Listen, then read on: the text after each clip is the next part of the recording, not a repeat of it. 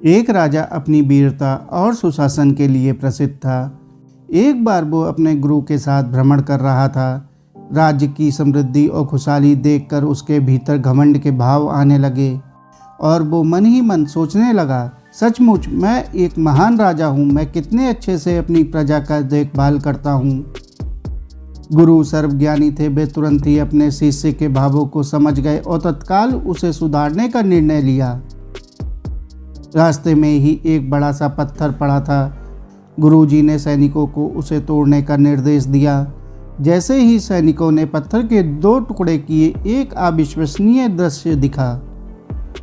पत्थर के बीचों बीच कुछ पानी जमा था और उसमें एक छोटा सा मेंढक रह रहा था। पत्थर टूटते ही वो अपनी कैद से निकलकर भागा। सब अचरज में थे कि आखिर वो इस तरह कैसे कैद हो गया और इस पत्थर में भी वो अब तक जीवित कैसे था।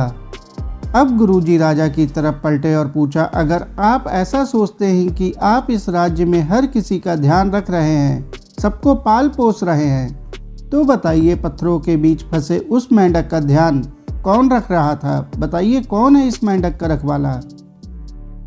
राजा को अपनी गलती का एहसास हो चुका था। उसने अपने अभिमान पर पछतावा होने लगा।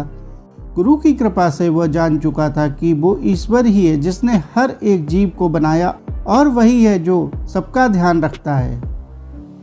मित्रों, कई बार अच्छा काम करने पर मिलने वाले यश और प्रसिद्धि से लोगों के मन में अहंकार घर कर जाता है और अंततः यही उनके अपयश और दुर्गति का कारण बनता है।